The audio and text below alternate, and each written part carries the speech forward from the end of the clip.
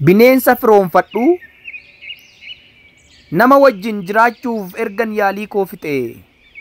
Michuu bineensaa ta'uu laata bosona keessa lixe. Xaxadhee manaa ba'ee gaara cillimoo galuu oomaa jaldeessaa wajjin baala nyaachuu shaakaluu.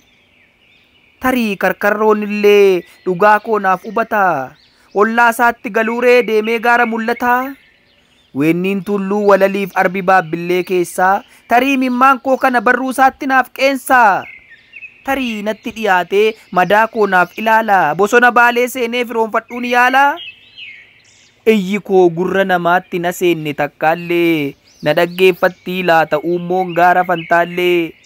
Namnoo dubbatee haalee kakatees kakuu cabsaa. Mee gafarsatti siqee mirkaneeffadhuu kansaa.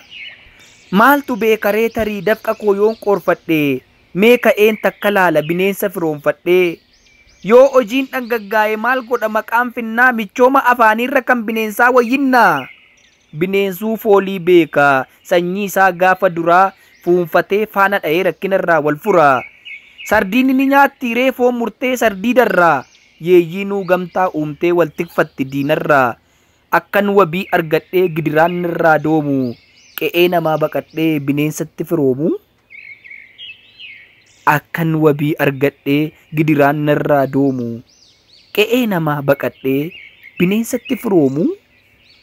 Fulbaana 2016 Finfinnee.